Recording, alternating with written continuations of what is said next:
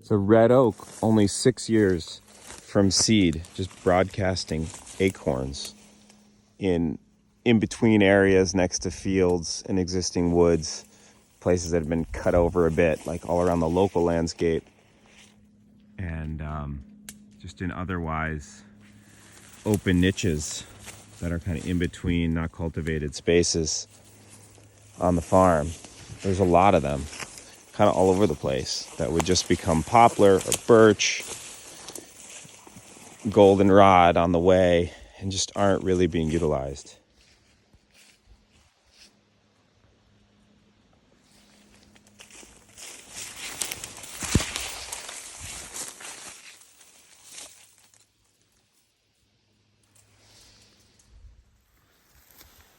Here's a walnut from seed in situ. I know I'm bleeding. I was dealing with some mouse prevention in a shed using blood lath, like hardware cloth. So this is, I think, 3 years from seed, black walnut. Compared to that red oak, it's much smaller, but the next 3 years represent a lot of growth. However, this thing, as you can see, got completely mangled. The cow's pretty sure nailed the apical tip of this, which stinks because that's pretty important for a central leader tree. It can recover from what I've seen over about 15 plus years. If you prune it carefully, one of these will become central leader, obviously, and then still get pretty straight. It's not ideal, but it can still result in a tree that lasts many decades, if not even hundreds of years, really. Always make sure, it doesn't matter so much with walnuts as far as I can tell compared to other species, but you don't want much organic matter buried on the base when you mulch, especially if you mulch enthusiastically. You can easily bury your trees and cause problems. I've heard oaks have it the worst. I've never experienced particular trees rotting myself, but I've heard oaks really don't like to be buried at their base. Another walnut from seed. And then here's walnuts that are 2 years older, 5 years old. From seeds I started like 2 years prior and grew them up. That was probably before I was doing air pruning beds, but that still worked, just doing it in, buckets, especially if the bottom's off the bucket. These are starting to get to be really nice sized trees. You can see my hand for comparison. Still people that go make it much harder on themselves to deer protect trees than just 2x4 welded wire, fiber stake on each side, or it could be wood stake, but you'll have to replace it more often. Don't use chicken wire. I don't think there's any use for chicken wire, well, almost at all, but resist using chicken wire at all costs. But for tree, there's really no reason chicken wire would ever be purchased for trees. Just stay away from the stuff. Maybe if you're making the bottom of a chicken coop, that's the stuff to use. Although it's still not as good as hardware cloth. So here's a good little lesson. I added this to help with a market garden that was happening down here at the bottom of the property last summer. And if this was going to have water flowing through it all winter, this would be a liability because there's a little bit of dead water right there. It's not. It's just the seasonal ram pump line, and this should get buried or covered with something that doesn't let the sun on it, organic matter, whatever, even branches. This is now fine because it's open. I should have opened that when I decommissioned this for the season. What I'm doing right now is going to decommission the ram pump. I already pulled the water out of the down line, the drive line, but I haven't gotten water out of the line going back up, the 3/4 inch line. So here's my ram pump, and maybe I should just buy the pipe now. There's also some alternatives. Sometimes they free cycle sections of 4-inch pipe, because 4-inch pipe works too. In a lot of ways, it's even better than 3. The bigger the pipe, the better. But it's a 3-inch ram pump. Beautiful day. Oh, it's getting thick in here. So, this is the bottom, the lowest, wettest part of our orchard. A lot of apples. They're all wild apples that we've grafted on top of. Nice to see the carbon and nutrients get cycled down here. It's so stagnant without grazing animals in this little remis. Aldo Leopold calls these things, these areas remises, which are legacy American elm right there in a huge pile of stone removed from the field. But remises being in-betweens, like I was talking about before with the oak plantings, nuts from seed at edges. And no one seemed to have followed up with Leopold on that. I don't hear anyone talking about it. I came across this lesser known Leopold work in grad school. I read about the remises. I was like surprised no one had kind of taken that concept and talked about it as a thing that he was doing, as a thing he articulated. It's pretty good.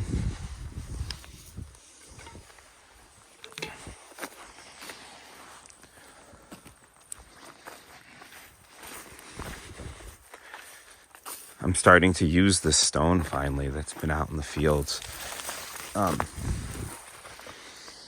So amazing. Like, this is so valuable. And this is just 200 years of people, probably men and boys working in the fields every year throwing stone out of these fields, which we are fortunate to. There's some beautiful building stone right there, wall stone. We're fortunate to be able to have a field as a result of their efforts. Definitely a denuded soil situation from some stuff that was done either by the people picking stone or others, probably both. But it's a field.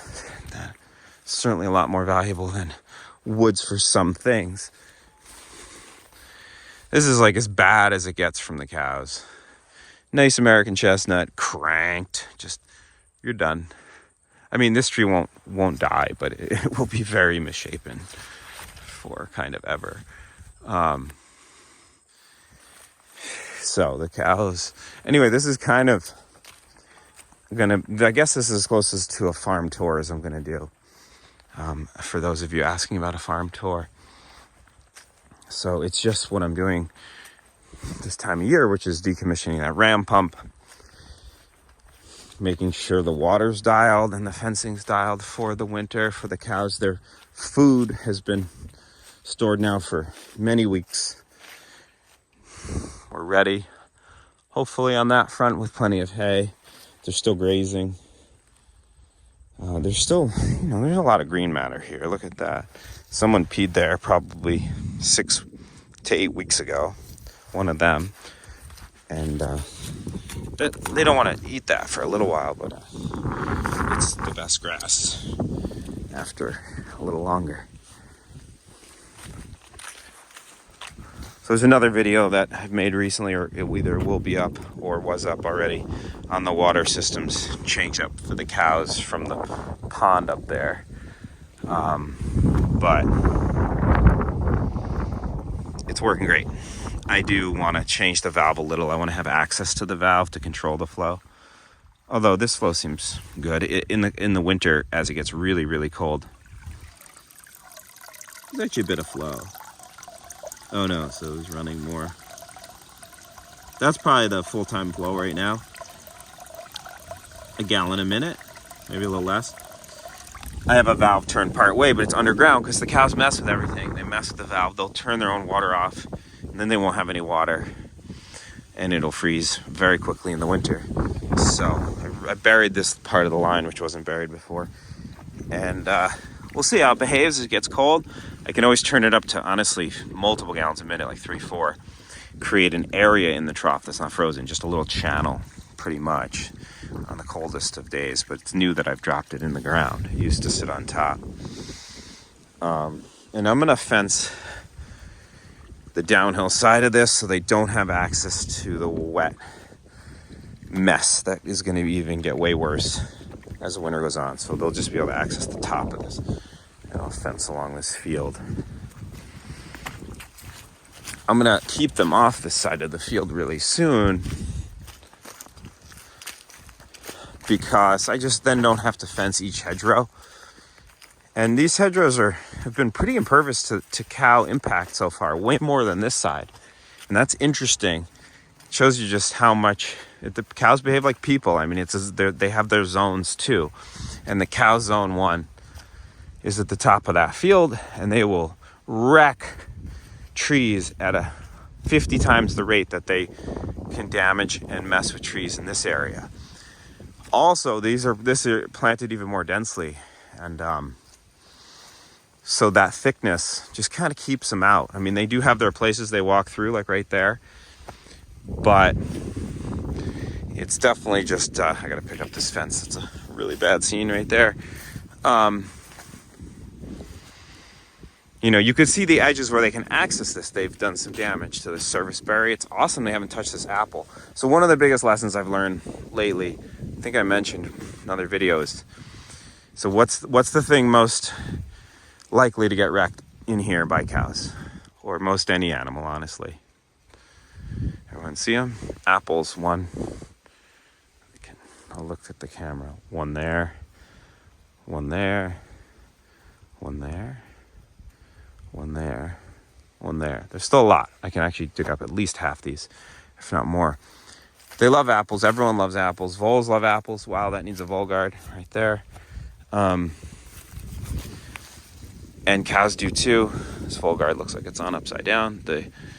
The rough side should be down. Although, honestly, I haven't seen it matter, but, we might as well put the rough side down. And so this shows you that even though the apples are so desirable, which would be utterly wrecked in those spots if they weren't fenced off up there, they're not, just because of the thickness and the zone. And these side branches. Oh, that was the thing I was going to mention. Look at that beauty of an apple. God, this is just stocked with apples. They're all grafted too. I grafted them pretty much the year they went in. I'll keep grafting. That apple has some damage actually from them. I'll come back to it, I promise. Side branching. So having a good bit of hard, stiff, strong side branches, and a bunch of them, is amazing for reducing browse. Definitely by cows, and I'm sure by most other animals, or all as well. And I have spent a lot of time training trees up to get a nice bole, B-O-L-E, a nice trunk. And that makes sense horticulturally in zone 1 oftentimes, but this is not that. This is zone 3-ish. Agroforestry, silvopasture system. See, this is cool. You can wreck these all you want, cows. This is a plum, just wild plum. We put in basically for biomass. I'm not going to get plums without a lot of care, is what I found in the Green Mountains. But chop and drop. There's damage. See, that's not cool. We're trying to avoid that. So, that's okay. I'm okay with that. Not much more. Maybe that's kind of bad. They love smooth trunks too, so they haven't barely touched this bur oak. But they certainly have reached out and touched this American chestnut. So knobby trunks, just rough, full of branches. So I still have some fence down. I know it's like terrible. It hasn't been down long, but I'm about to move it all, and they haven't really been coming over here much lately. But I'm about to close this whole area off. Actually, that's why I came out here, actually, to pick up the last of this fence. So anyway, this is kind of a farm tour, so to speak.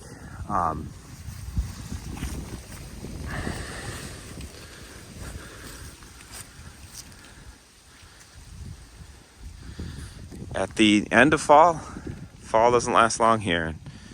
It's now, fall just started, and here's the end of it. Chestnut's holding on a little longer. The maples are all down. We're past peak up in the mountains.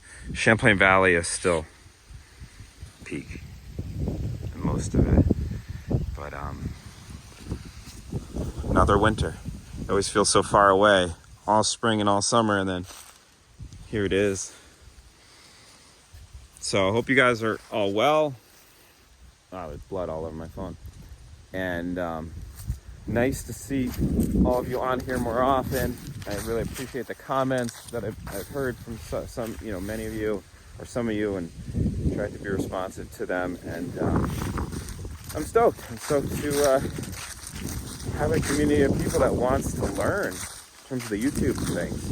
It's just awesome. So much of our world has no interest in any of this stuff. And, it's not everyone should by any means, but the fact that people here are so focused on regeneration in general, wow, look at that, is really heartening, because a lot of the world doesn't seem to care much about that. A massive oak leaf. It's so wild. I mean, I would always travel and see oak leaves on the ground and be like, someday, that we don't have oaks around here. There's some red, but basically almost none. And it's like we can help that ecosystem along too. And they'll grow here, and that abundance will be here. But it seems like a pretty long proposition to just have like the leaves of the next ecosystem that creates more opportunities happen where you live. And now the ground is getting covered with oak and chestnut leaves, at least where we've planted a lot of trees. I don't walk through the general mountains and have that happen yet, but this is the beginning of that too, because all of these are starting to produce nuts and will, God willing, and then those nuts move and migrate outward and succeed new areas. Assisted migration is, and like ex situ conservation, but just assisting migration of species. I know that has a bad rap, but honestly, it's one of the best things we can do. Not carelessly, but it needs to happen, especially because conditions shift, and sometimes quickly, and species won't survive in their quote-unquote native ranges. They need to move. And we also need them.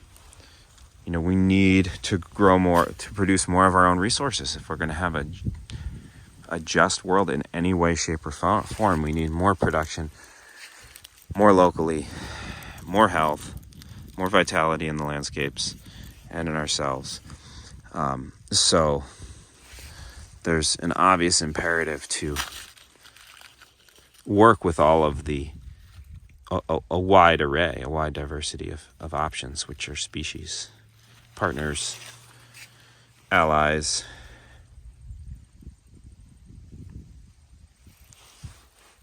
Ow. I missed a bunch of this American chestnut fall this year. We got some of the early ones, and then we were away for a little bit visiting family. It happened in like 3 days. They're so sweet. Bowl guards on American chestnuts. Needed, not needed. I bet there's a lot of places where they would be crucial. Here I haven't seen that, but better be safe than sorry. That one's getting too big for that bowl guard anyways. But you do want to keep them on if you have bowl pressure. I don't know, for at least a decade on a lot of trees.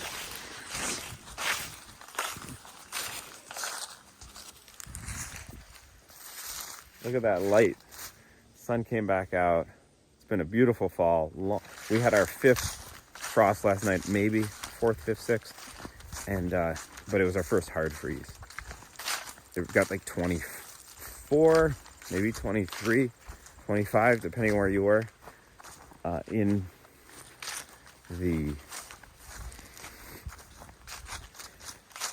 On the deck, it was 23, it said. So it was starting to freeze the ground a little. I got to get my carrots and kohlrabi and anyone else definitely out of the ground and stored before we have that again, I think. I think everything's probably fine, although I haven't checked the kohlrabi. Carrots, probably. Anyway, we'll be seeing you skiing sooner than later, hopefully.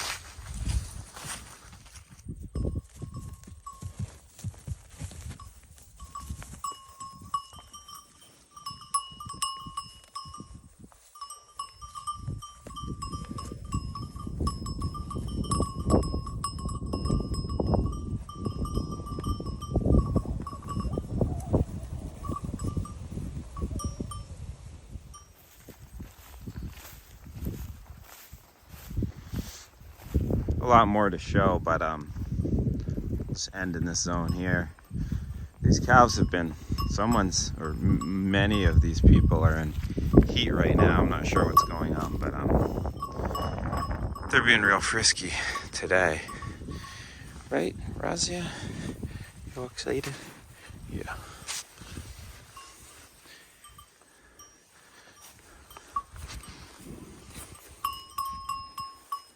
I don't have plans to breed them right now. This is a good number for where we're at.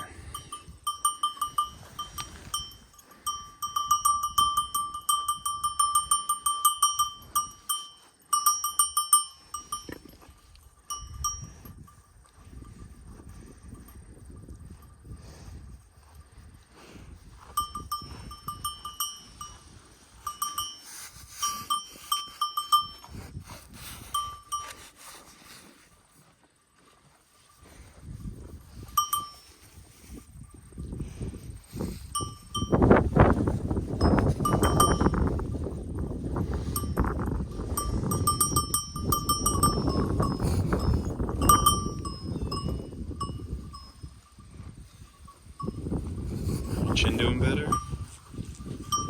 Let it healed, huh? This is another remus. It's an area, a very wet area that was never hayed, but it was just brush hogged and knocked back.